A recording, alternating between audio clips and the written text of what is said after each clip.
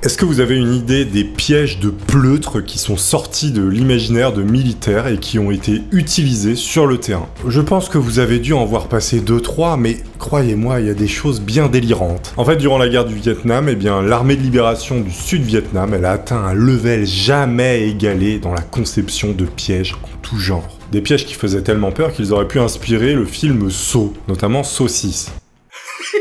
Et c'est justement ce qu'on va voir ici dans cette vidéo, les différents pièges qui ont été inventés, et croyez-moi, vous n'auriez pas aimé tomber dans l'un d'entre eux.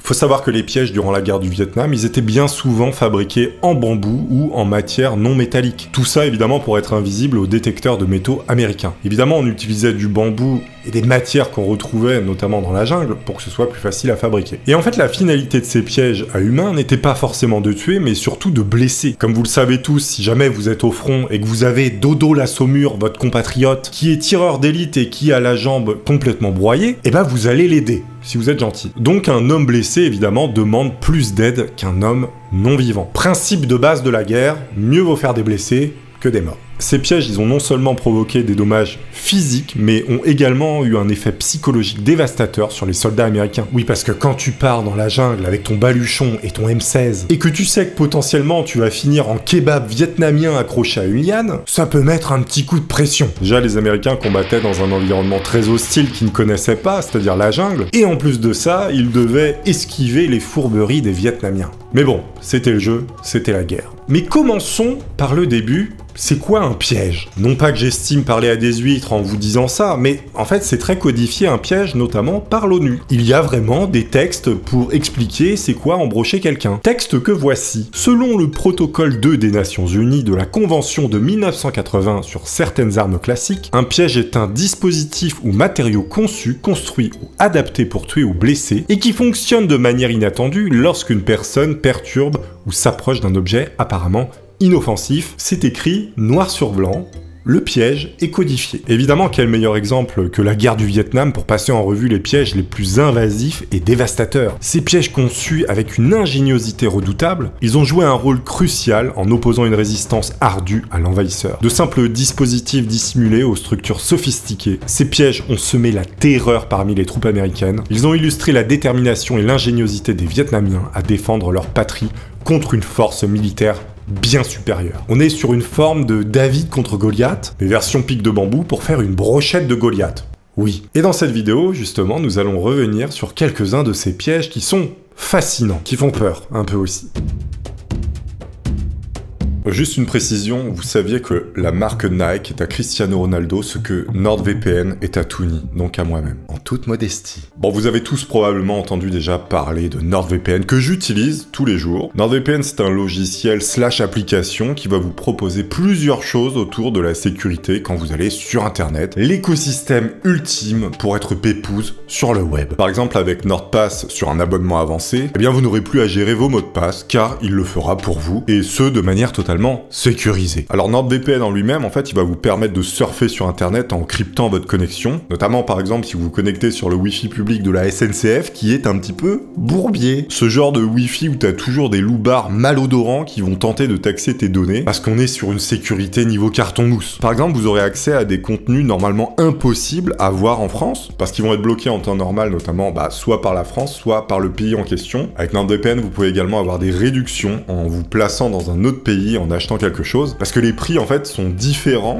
selon les pays où vous êtes. Donc si vous faites semblant d'être dans un autre pays, vous payerez les choses moins chères sur certaines choses. En gros, ça va vous permettre de casser toutes les barrières que les États et les fournisseurs mettent sur le web pour vous contrôler tout simplement. Et vous allez retrouver une sorte d'internet libre où c'est vous qui choisissez. Et c'est plus un vieux mec puant dans son bureau qui va décider pour vous, comme c'est le cas aujourd'hui. Histoire d'acheter plein de cadeaux sur Amazon durant les fêtes qui approchent, et bien du 29 novembre au 9 janvier inclus, NordVPN va vous donner une carte cadeau Amazon pour chaque abonnement de 2 ans, d'une valeur de 10 € sur l'abonnement essentiel, 20 € avec l'abonnement avancé ou 30 € sur le premium ou tout autre abonnement de niveau 3. Tout ça disponible pour la France et la Belgique. Dans la description de cette vidéo, vous pourrez retrouver le lien NordVPN avec qui je suis affilié, avec le code promo TOONY pour avoir un maximum de réduction. Donc, faites-vous plaisir.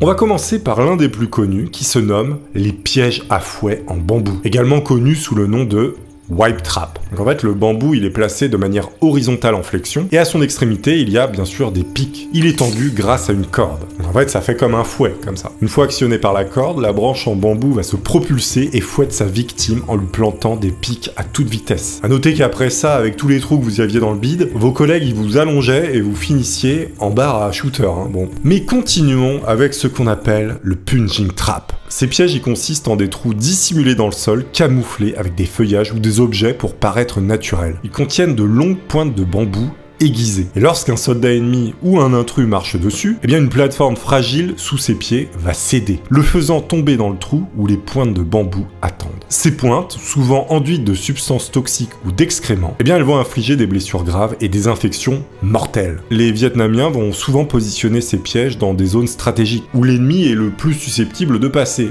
Mais pas que. Parfois, c'était la pauvre boulangère du village qu'on retrouvait embrochée dedans comme une brioche pasquier. Victime collatérale d'un conflit bien trop bourbier pour une simple boulangère. Et dans le même registre, en fait, on va retrouver les pièges à ours. Les pièges à ours, en fait, ce sont de petites fosses de quelques centimètres dissimulées sous un feuillage. Lorsque le soldat y pose le pied, il s'enfonce et se retrouve avec des pics latéraux plantés dans tout le bas de la jambe. Et c'est impossible de s'extirper sans arracher tous ces tendons. On adore les détails. À noter que ce sont vraiment des pièges à ours rudimentaires, pas comme ceux qu'on imagine en métal, mais simplement des plaques en bois avec des pics positionnés de manière à faire un véritable sandwich triangle avec votre guibole. Je vous cache pas qu'il arrivait bien souvent de voir revenir au village le prof de PS ou tout autre PNJ complètement inoffensif avec une jambe en mode Kinder Bueno. Ce qui évidemment est bien regrettable pour un professeur d'éducation physique et sportive. Vous avez également les fosses à pics qui sont assez similaires, sauf que les pics s'enfoncent en dessous du pied et non sur le côté comme celui d'avant. En résumé, le soldat marche sur une planche remplie de pics et va s'empaler le dessous des pieds.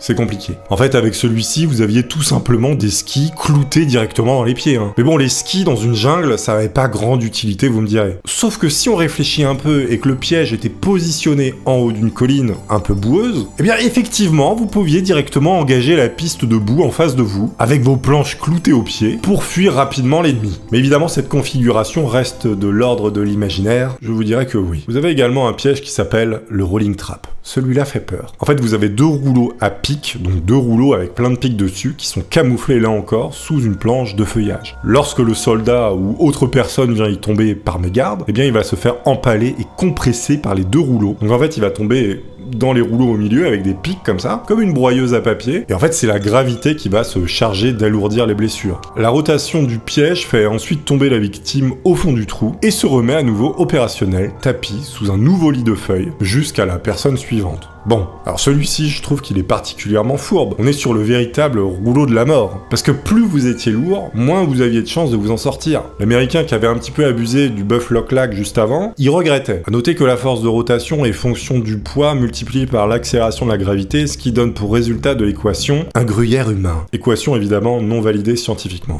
Vous avez un autre piège aussi qui s'appelle la masse oscillante. Celui-ci fonctionnait d'une manière très similaire au fouet en bambou qu'on a vu avant, mais plutôt que d'être attaché à une plateforme, eh bien les pointes étaient fixées sur une boule d'argile, de bois ou plus rarement de métal de 60 cm environ, qui était ensuite déclenchée par un autre fil qui était au sol. Le ballon rempli de pics pesait environ 20 kg. Lorsque le fil était activé, le ballon rempli de pics se détachait et frappait avec force et brutalité l'ennemi militaire ou le pauvre promeneur venu récolter de l'amande pour se faire une tisane, eh bien autant vous dire que c'est lui qui finissait en sachet de thé malheureusement. Bon, je le précise, mais on imagine tous que de se prendre une balle d'une vingtaine de kilos remplie de piquants, tout ça dans le gosier, vous n'alliez pas évidemment danser la javanaise après, vous ressembliez plutôt à une boule de disco.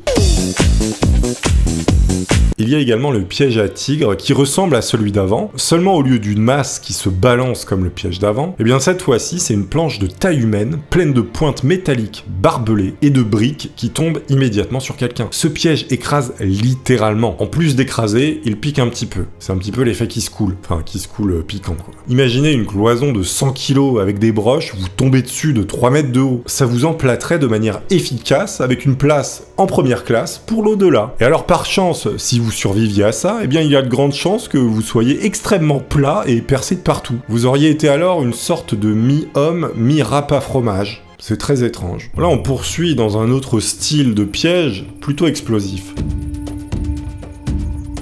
Ces pièges s'appelaient des mines Munball. Ces mines sont des dispositifs très rudimentaires mais incroyablement efficaces, conçus pour exploiter l'environnement aquatique omniprésent au delta du Mekong, composé de matériaux locaux disponibles comme de l'argile et du sable. Les Munballs sont souvent camouflées sous l'eau, notamment dans les rizières et les marécages. Elles sont à peine décelables à la surface. Une fois dérangées, elles explosent, dispersant des éclats mortels et des pièces de métal. Et encore une fois, et comme très souvent, à des pauvres civils qui avaient rien demandé. Le facteur ou n'importe qui. Il faut savoir qu'encore aujourd'hui, des dizaines d'années après, eh bien, ces dispositifs sont encore un fléau pour la population locale. Et il y a vraiment des zones où on peut pas aller là-bas parce que c'est complètement miné. Dans le genre malin, on va continuer avec une technique bien fourbe, des cartouches de munitions qui étaient utilisées en piège. Selon un rapport du corps des Marines, les pièges à cartouches étaient couramment utilisés pour la simple raison que les 4 composants nécessaires pour constituer ce piège étaient extrêmement faciles à trouver. En fait, il fallait un petit tube de bambou, un clou, un morceau de bois et n'importe quel calibre de munitions de petite arme. Et en fait, les Vietnamiens désamorçaient soigneusement les cartouches, retiraient la poudre et installaient un nouveau détonateur. Ensuite, ils vont placer cette cartouche tuning dans un système souvent dissimulé sous forme de mine ou de pièges bien plus complexes. Ces pièges à cartouches sont souvent placés dans des zones où les mouvements ennemis sont prévisibles, causant des pertes sévères et semant la terreur parmi les soldats. C'est une sorte de micro-mine artisanale. Dans le même genre, ils ont eu l'idée de fabriquer des grenades canettes. En fait, c'était conçu en utilisant des grenades à fragmentation qui étaient dissimulées à l'intérieur de canettes vides, parfois remplies de projectiles métalliques pour augmenter le danger. Et bien ces canettes, apparemment innocentes, sont placées dans des zones où l'ennemi patrouillait souvent. Lorsqu'un soldat ennemi tombait sur cette canette et qui venait à la manipuler, et bien ça déclenchait la grenade à l'intérieur, provoquant évidemment une explosion très violente. Je pense que tu devais être bien parano dans la jungle, hein. Genre t'as hyper soif, tu tombes sur une bonne canette de Capri Sun posée sur une liane d'ayahuasca, c'est suspect, t'y vas parce que t'as soif. Sauf que ça termine en passoire à 10 mètres autour de toi, hein. Et en plus des pièges qui étaient au sol, eh bien les Vietnamiens ont aussi mis en place des pièges spécifiquement conçus pour cibler les hélicoptères. Hélicoptères qui étaient évidemment des outils vitaux pour les forces américaines. Alors, on a tous l'image des hélicoptères de l'armée américaine au Vietnam. L'un des pièges anti-hélicoptères les plus redoutables est le piège de la détonation retardée. Bon, il n'y a pas vraiment de nom, mais voilà, ils appellent ça comme ça. Ces engins sont minutieusement dissimulés, notamment en haut des arbres, et peuvent être activés à distance. Une fois que l'hélicoptère passe au-dessus de l'arbre, eh bien on déclenchait l'explosif. À cette période, si t'étais pilote d'hélicoptère américain au-dessus de la jungle, tu volais comme ça, tu voyais une petite noix de coco bizarre qui fait bip bip un peu brillante, t'avais tendance à faire un petit peu le tour pour l'éviter, hein. Tu sais, la noix de coco qui est pas normale, quoi. Les Vietnamiens ont également fabriqué des pièges à arc. Ces pièges étaient souvent dissimulés le long des sentiers de la jungle, dans des zones de patrouille ennemies. Évidemment, les flèches, elles étaient souvent enduites de substances toxiques, ou d'excréments encore une fois, pour augmenter leur létalité. C'est tout simplement une sorte de Robin des Bois automatique version Dark Jungle. Les mecs te fabriquaient des espèces de robots en bois tueurs.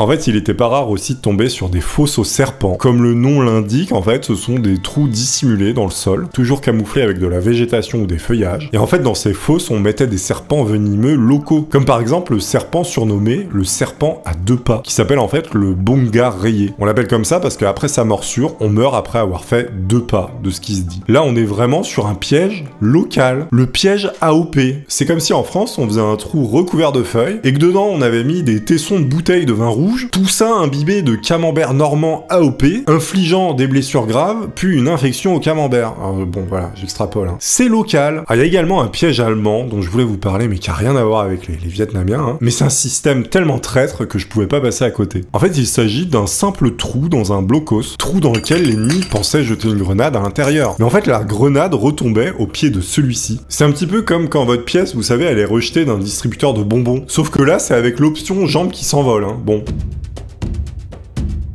À l'époque de la guerre du Vietnam, la plupart des pièges ont été inventés au fur et à mesure du combat et leur efficacité étudiée en temps réel. Inutile de vous dire que les organisations militaires en général essayent d'anticiper, notamment en analysant les dégâts causés par des pièges ou des armes qu'elles développent dans leur laboratoire ou voilà, dans leur base. Alors que là, évidemment, c'était totalement freestyle et on gardait ce qui marchait le mieux. Et à ce sujet, d'ailleurs, je vais vous parler d'un cas qui a été divulgué il y a quelques années, un test assez effrayant qui a été fait par l'armée américaine. On sort un petit peu du sujet, mais je devais vous en parler. Semi sans transition, hein. En fait, on est en 2013, lorsque Jim Stauffer va signer des papiers acceptant de faire don du corps de sa mère qui s'appelle Doris et qui est décédée au centre de ressources biologiques de l'Arizona. Lui, en fait, en faisant ça, il pense aider la recherche pour Alzheimer, parce que sa mère avait un Alzheimer un peu particulier, c'est-à-dire qu'elle n'avait pas d'antécédents dans sa famille, et normalement, en fait, Alzheimer, c'est transmis, on va dire, de génération en génération, et elle avait développé un Alzheimer autonome, on va dire. Et donc ça, pour la science, c'était assez intriguant, parce que des cas comme ça, il n'y en avait pas beaucoup. Son fils déclare qu'il avait consenti à abandonner le corps de sa mère à la seule condition que son cerveau soit donné à des groupes de recherche neurologique pour justement faire ces fameuses recherches sur Alzheimer. Le don, il est immédiat et au bout de 45 minutes, il y a un responsable qui arrive pour récupérer son corps, avec le formulaire dans les mains. Le formulaire, d'ailleurs, demandait si le corps pouvait être utilisé dans, je cite, des projets non médicaux pouvant impliquer une exposition à des forces destructrices, par exemple des impacts, des accidents ou des blessures balistiques et même des explosions. Et Jim, évidemment, il a coché non, il voulait pas que sa mère, elle termine en passoire. Il voulait que ça serve pour la science, pas pour la guerre. Voilà, bon, je pense que vous avez deviné la suite. Sa mère, elle est ensuite emmenée et quelques jours plus tard, il reçoit une boîte en bois contenant ses informations, sa pièce d'identité et la majorité de ses cendres. Et en fait, il a fallu 3 ans pour que Jim il découvre comment en fait sa mère, elle avait terminé. Pas du tout dans la recherche scientifique. Une enquête a révélé que l'une des mains de Doris avait été incinérée pour la renvoyer à Jim. Ils ont ensuite vendu son corps pour 5 893 $ précisément à l'armée américaine pour des tests d'explosion. Ils ont explosé sa mère. Littéralement. Le corps de sa mère a en réalité été attaché à une chaise sur une sorte d'appareil et une détonation a eu lieu sous elle pour avoir une idée de ce que le corps humain traverse lorsqu'un véhicule est heurté par un engin piégé. C'était pour voir ce que ça faisait si on roulait sur une bombe. Et donc là, on a mis sa maman.